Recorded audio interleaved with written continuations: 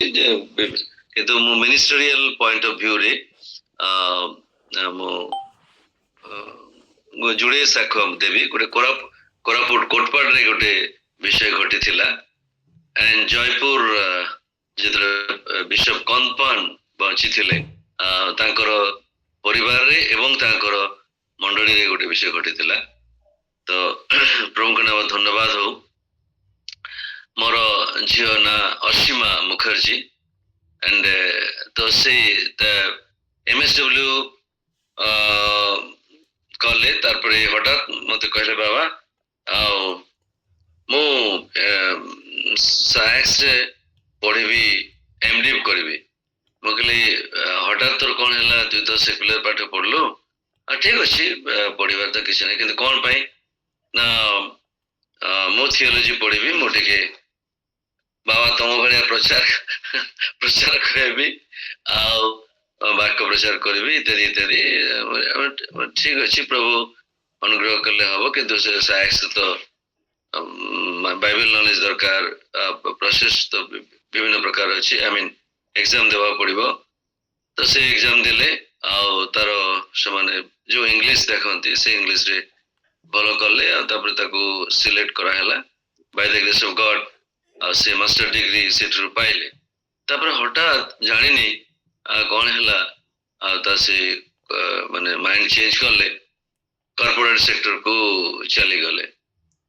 ଜେସୁଇଟ୍ ସହିତ ସେ କାମ କଲେ। ତ ମୁଁ ବହୁତ ମନରେ ମୁଁ କହିଲି ହାନି ତୁ ତା ଡାକନା ହାନି, ପ୍ରଭୁଙ୍କ ପାଖରେ ପ୍ରାର୍ଥନା କର, ପ୍ରଭୁ ତୋকে ନିଶ୍ଚୟ ରାସ୍ତା ଦେଖାଇବେ। ତ ସେ କହିଲେ ବାବା ହଁ ମୁଁ କରୁଛି ପ୍ରାର୍ଥନା। ତ ମୋର ବି ତାଙ୍କ ପାଇଁ ଆମ ପରିବାରରେ ଆମେ ସ୍ୱାମୀ ସ୍ତ୍ରୀ ଭାବରେ ବହୁତ ଛୁଆମାନଙ୍କ ପାଇଁ ପ୍ରାର୍ଥନା କରୁ ଯେ ମାନେ ଯାହା ବି କରୁନା କାହିଁକି ପ୍ରଭୁଙ୍କ ଲାଇନରେ ଥାଉ।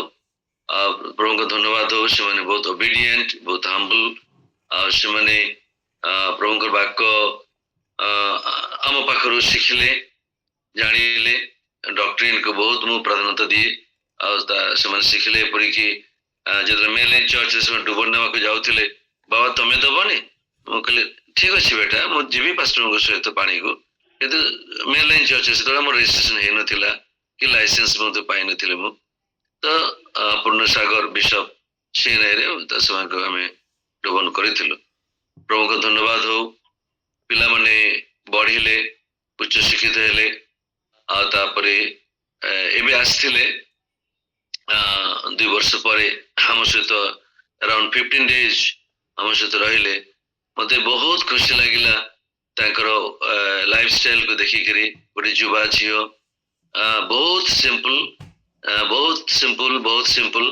ତାକୁ ଆମେ ଘରେ ଯେତେବେଳେ କହୁ ଏଇଟା ଏମିତି ପିନ୍ଧନ୍ତି, ସେଟା କରାଯାଏ, ବଡ ହେଇଛି ବେଟା, ସେମିତି ଟିକେ ମାନେ ଡ୍ରେସ ଉପରେ କହିଲୁ ଇନ ଦ ସେନ୍ସ ଯେ ଟିକେ ଭଲ ଡ୍ରେସ କିଣିକି ପିନ୍ଧେ, ତୁ ନିଜେ ରୋଜଗାର କରୁଛୁ ବା ପ୍ରଭୁ ତ ଅନୁଗ୍ରହ କରିଛନ୍ତି, ଆଉ ଏତେଟା ମାନେ ସିମ୍ପଲ ହେଲେ ହବନି, ଟିକେ ଟିକେ ମେଣ୍ଟେନ କର ବେଟା। ତ ସେ ଏତେ ସୁନ୍ଦର ଭାବରେ ମତେ ବୁଝେଇଲେ, କହିଲେ ବାବା ମୁଁ ଯୋଉମାନଙ୍କ ସହିତ ରୁହେ ସେମାନେ ଏମ୍ବାସି, ଲେଡିଜ ହଷ୍ଟେଲରେ, ସେମାନେ ବହୁତ ପ୍ରକାର ଷ୍ଟାଇଲ ଫାଇଲ, ମତେ ଆଦୌ ଭଲ ଲାଗେନି ଷ୍ଟାଇଲ, ମୁଁ ସିମ୍ପଲ ରହିବାକୁ ଚାହେଁ। ଆଉ ମୁଁ ପ୍ରଭୁରେ ବଢୁଛି। ମୋର ମେଣ୍ଟର, ଫାଷ୍ଟ ମେଣ୍ଟର ତମେ ବାବା, ଆଉ ତାପରେ ଏବେ ଯୋଉମାନେ ମେଣ୍ଟର ଅଛନ୍ତି ସେମାନେ ମତେ ବହୁତ ଆତ୍ମିକ ଭାବରେ ମତେ ବଢଉଛନ୍ତି ଈଶ୍ୱରଙ୍କ ବାକ୍ୟରେ ଏବଂ ସାକ୍ଷ୍ୟରେ। ତ ତାଙ୍କ ସହିତ ମୁଁ କିଛି ଦିନ ରହିଲି, ପ୍ରାର୍ଥନା କଲି, ମୁଁ ଦେଖିଲି ତାଙ୍କ ଭିତରେ ପ୍ରଫେଟିକ ଗିଫ୍ଟ ପ୍ରଭୁ ତାକୁ ଦେଇଛନ୍ତି। ସେ ମୋର 20 ବର୍ଷ ତଳେ ମୋର ଜୀବନରେ କଣ ଘଟିଥିଲା କୋଟପାଡ଼ରେ, ସେ ମତେ ସେଟା କହିଲେ। ଏବେ ମୋର ଲାଇଫଷ୍ଟାଇଲ କେମିତି ଚାଲୁଛି ସେଟା ସେ ମତେ କହିପାରିଲେ। ତ ବହୁତ ମୁଁ ପ୍ରଭୁଙ୍କ ନିକଟରେ ଧନ୍ୟବାଦୀ ଯେ ପ୍ରଭୁ ତାଙ୍କୁ ବ୍ୟବହାର କରୁଛନ୍ତି। ପ୍ରତିଦିନ ମର୍ଣ୍ଣିଂ ପ୍ରତିଦିନ ମର୍ଣ୍ଣିଂରୁ ସେ ପ୍ରେୟାର ଆରମ୍ଭ କରିବ, 5ଟା ବେଳେ ତାର ପ୍ରେୟାର ସରିବ, 5ଟା ବେଳେ ସେ ଖାଇବ। ସେଟା ବି ମୁଁ କହିଲି ଯେ ପ୍ରତିଦିନ ସେଟା କରିବାଟା କେତେ ଦୂର ଠିକ ମୁଁ ଜାଣିନି ବେଟା, କିନ୍ତୁ ଖିଆପିଆ ଠିକ ନ କଲେ ଯୁବା ଝିଅ ତୁ ତୋର ହେଲ୍ଥ ଉପରେ ଏଫେକ୍ଟ ପଡିବ, କାରଣ ପବିତ୍ର ଆତ୍ମାଙ୍କର ମନ୍ଦିର ଶରୀର ମଧ୍ୟ ତାକୁ ବି ରକ୍ଷା କରିବାକୁ ପଡିବ। କିନ୍ତୁ ସେ କଣ୍ଟିନ୍ୟୁ କରୁଛି, କହିଲୁ ନା ବାବା ମତେ ଭଲ ଲାଗୁଛି। ଦେନ୍ ଏଗେନ୍ ରାତି 8:30 9ଟା ବେଳେ ଅଳ୍ପ ଟିକେ ଡିନର ନଉଛନ୍ତି। ଆଉ ତାପରେ ମୋ ପାଖରେ ବି ରହୁଥିଲା ସେ, ମୁଁ ଦେଖିଲି ରାତିରେ ବି ମିଡନାଇଟ୍ ରେ ଉଠି ଉଠି କରି ସେ ପ୍ରାର୍ଥନା କରୁଛନ୍ତି। ତ ଯାହା ହଉ ଗୋଟେ ତାର spiritual life style of life ମତେ ବହୁତ ଭଲ ଲାଗିଲା। ଆଉ ପ୍ରଭୁଙ୍କ ପାଇଁ ବଢୁଛନ୍ତି, ପ୍ରଭୁଙ୍କ ଲୋକମାନଙ୍କ ପାଇଁ ଚିନ୍ତା, ପ୍ରଭୁଙ୍କ ରାଜ୍ୟ ପାଇଁ ଚିନ୍ତା, ପରିବାର ପାଇଁ ଚିନ୍ତା। ସେଥିପାଇଁ ମୁଁ ଧନ୍ୟ, ଆଉ ତାକୁ ମୁଁ ଆଉ କୌଣସି ପ୍ରକାର ତାର ଲାଇଫ ପାର୍ଟନର ଫାର୍ଟନର ବିଷୟରେ କଥା ହେଲି ନାହିଁ, କାରଣ ଯଥେଷ୍ଟ ବୟସ ବି ହେଇଛି, ବୁଝୁଛି।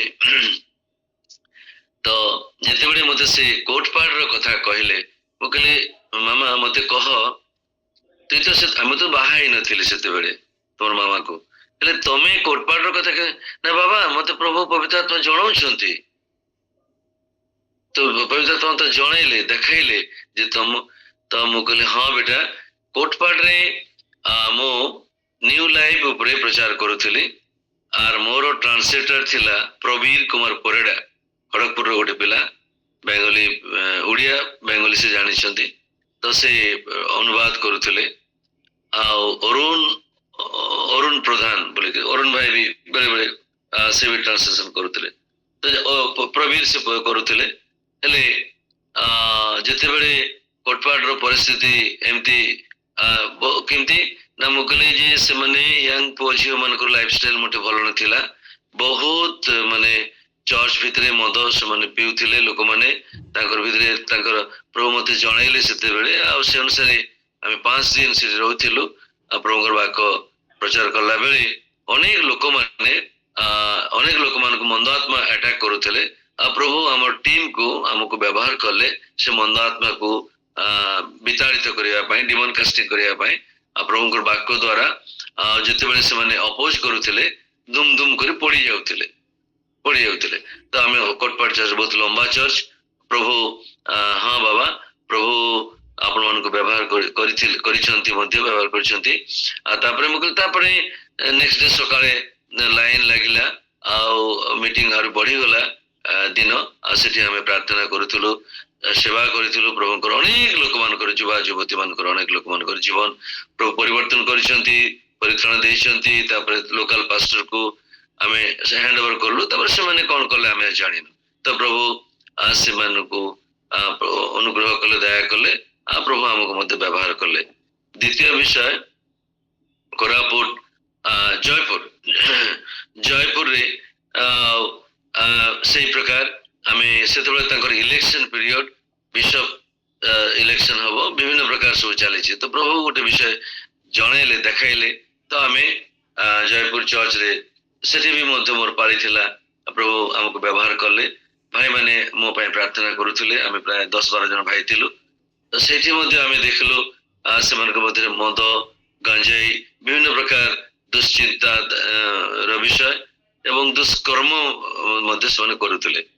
ତାପରେ ପ୍ରଭୁ ଆତ୍ମାଙ୍କ ଦ୍ୱାରା କଥା କହିଲେ, ଆଉ ସେଠି ମଧ୍ୟ ଈଶ୍ୱରଙ୍କର ମାନେ ଜଣେ ଡିକନ ସେ ଗଞ୍ଜେଇ ଖାଇ ଦେଇଛନ୍ତି। ଆଉ ତାପରେ ଯୋଉ ଲିଖିତ ସୁସମାଚାର 3:16 ପଦ ସେ ପଢୁଛନ୍ତି, ଆଉ ଆଗକୁ ବଢି ପାରୁନାହାନ୍ତି। ପୁରା ମାନେ ଜଣା ପଡିଯାଉଛି, ଟଳି ଯାଉଛନ୍ତି, ପଡି ଯାଉଛନ୍ତି। ଆଉ ଆପଣ ମାନେ ତ ଜାଣିଛନ୍ତି, ମୁଁ ଆଉ କଣ କହିବି, ଆପଣ ମାନେ ତ ଜାଣିଛନ୍ତି। ମାନେ ଜଷ୍ଟ ରିପିଟେଡଲି ବୋଧ 5-6 ଥର ହେଲା ଆମେ ଜାଣିଦେଲୁ ଯେ ନେଶାଗ୍ରସ୍ତ ଅବସ୍ଥାରେ ସେ ପୁଲପିଟ କୁ ଉଠି ପଡିଛନ୍ତି। ଏନିୱେ ସେ ତାପରେ ତାକୁ ଉଲେଇ ଦିଆଗଲା। ଆଣ୍ଡ ଦେନ୍ ମୋର ପାଳି ଥିଲା, ପ୍ରଭୁ ବାକ୍ୟ ପ୍ରକାଶ କଲେ। ଆଉ ସେଇ ଜାଗାରେ ମଧ୍ୟ ପ୍ରଭୁ ଆଶ୍ଚର୍ଯ୍ୟ କର୍ମ ସବୁ ଦେଖିବାକୁ ଦେଲେ, ପ୍ରଭୁ ବ୍ୟବହାର କଲେ। ତ ସେମାନେ ନାଁ ଦେଲେ ଆମ ମଧ୍ୟକୁ ଡୁବକ ଜୋହନ ଆସିଛନ୍ତି। ଆଉ ଏରକମ ତ ମୁଁ କହିଲି ପ୍ରଭୁଙ୍କର ଗୌରବ ହଉ। ଡୁବକ ଜୋହନ ନୁହେଁ, ମୁଁ ଜଣେ ସାଧାରଣ ରକ୍ତ ମାଂସ ବେଷ୍ଟିତ ମନୁଷ୍ୟ, କିନ୍ତୁ ପ୍ରଭୁ ଆମ ଟିମକୁ ଏବଂ ଆମମାନଙ୍କୁ ଶେଷରେ ବ୍ୟବହାର କଲେ। ତ କହିଲେ ବାବା ଗୋଟେ କଥା କହିବେ ନା? ହଁ, କଣ ନା ତମ ଭିତରେ ସେ ପାୱାରଟା ଏବେ ନାହିଁ। ମତେ ଶକ୍ ହେଲା। ତମେ ପ୍ରଭୁଙ୍କର ବାକ୍ୟ କହୁଛ, ନିଶ୍ଚୟ ପ୍ରଭୁ ଆତ୍ମା ବ୍ୟବହାର କରୁଛନ୍ତି, ତମ ଭିତରେ ସେଇ ଫାୟାରଟା ନାହିଁ। ମୁଁ କହିଲି ହଁ ବେଟା, ମୁଁ ସ୍ୱୀକାର କରୁଛି। କଣ ପାଇଁ ଜାଣିଛ? ଯେ ତୁମେ ଯୋଉ ୱେଷ୍ଟବେଙ୍ଗଲ ଯାଉଛ କେତେ ଲୋକ ହାତରେ ମୁଣ୍ଡରେ ହାତ ଦଉଛ ତମେ ଆସିକିରି ଆଉଥରେ ପ୍ରାର୍ଥନା କରୁଛ କି ନାହିଁ ନିଜକୁ ଧୌତ କରୁଛ କି ନାହିଁ ତାପରେ ବିଭିନ୍ନ ଲୋକମାନେ ତୁମକୁ ଯୋଉ ଗାଳି କରୁଛନ୍ତି ପିଟିବେ ମାରିବେ କହୁଛନ୍ତି ତମର ନିଜ ଲୋକମାନେ ତମେ ଚିନ୍ତାଗ୍ରସ୍ତ ହେଇ ପଡିଛ ଆଉ ସେଥିପାଇଁ ସେଇ ଶକ୍ତିଟା ସୁପ୍ତ ହେଇଯାଇଛି କିନ୍ତୁ ପ୍ରଭୁ ତୁମକୁ ଆଉ ଥରେ ବ୍ୟବହାର କରିବାକୁ ଚାହୁଁଛନ୍ତି ବାବା ତମେ ରେଡି ଅଛ କି ଆଶ୍ଚର୍ଯ୍ୟ ଲାଗିଲା ମୋର ଜନ୍ମ କରା ଝିଅ ପ୍ରଭୁ ତାଙ୍କୁ ଆତ୍ମାଙ୍କ ଦ୍ୱାରା ପ୍ରକାଶ କରୁଛନ୍ତି ଆଉ ସେ କଥା କହିଲା ପରେ ମୁଁ କାନ୍ଦି ପକାଇଲି ହଁ ବେଟା ଯେତେ ଦିନ ପର୍ଯ୍ୟନ୍ତ ବଞ୍ଚିବି ମୋର ତ ସେଇଟା ଘରୁ ତ ବାବା ମା ତଳେଇ ଦେଲେ ମୋର ତ କେହି ନାହିଁ ବେଟା ଆଗରେ ପଛରେ ପ୍ରଭୁ ଅଛନ୍ତି ପ୍ରଭୁଙ୍କ ଲୋକମାନେ ମୁଁ ଯୋଉଠି ଯିବି ସେଟା ମୋର ଘର ଯୋଉଠି ରହିଲି ସେଟା ମୋର ସେଇ ଜାଗା ବାସ୍ ତାପରେ ତ ସେଠୁ ଚାଲେ ତ ପ୍ରଭୁଙ୍କର ପାଇଁ ମତେ ଉତ୍ସର୍ଗୀକୃତ ତୁ ପ୍ରାର୍ଥନା କର ବେଟା ପ୍ରଭୁ ସେ ଶକ୍ତି ମତେ ଦିଅନ୍ତୁ ମତେ ପବିତ୍ର କରନ୍ତୁ ଆଉ ମୁଁ ମଧ୍ୟ କ୍ଷମା ମାଗୁଛି ପ୍ରଭୁଙ୍କ ନିକଟରେ ଆଉ ତାପରେ ମୋ ପାଇଁ ପ୍ରାର୍ଥନା କଲେ ସେ ଆଉ କହିଲେ ବାବା ମୁଁ ନିଶ୍ଚୟ ତମ ପାଇଁ ପ୍ରାର୍ଥନା କରିବି ତମେ ମଧ୍ୟ ଏଇ ସମସ୍ତ ମିନିଷ୍ଟ୍ରି କରିବାକୁ ଗଲେ ତମେ ଆସିକିରି ପୁଣି ଆଉ ଥରେ ନିଜକୁ ଶୁଚି କର ଧୌତ କର ଆଉ ପ୍ରଭୁଙ୍କ ଲୋକମାନଙ୍କ ସାହାଯ୍ୟ ନିଅ ଆଉ ପ୍ରଭୁ ତୁମକୁ ବ୍ୟବହାର କରିବେ ପ୍ରଭୁଙ୍କ ନାମ ଧନ୍ୟବାଦ ହଉ ଯେ ପ୍ରଭୁ ଝିଅ ଦ୍ୱାରା ମତେ ସଚେତନ କଲେ ସାବଧାନ କଲେ ଆଉ ସେଇ ଅନୁଗ୍ରହ ପାଇବା ପାଇଁ ମତେ ପ୍ରଭୁ ଆଶୀର୍ବାଦ କଲେ ଥ୍ୟାଙ୍କ ୟୁ ସୋ ମଚ୍ ଧନ୍ୟବାଦ ପ୍ରେଜ୍ ଦ ଲର୍ଡ ବହୁତ ବହୁତ ଧନ୍ୟବାଦ।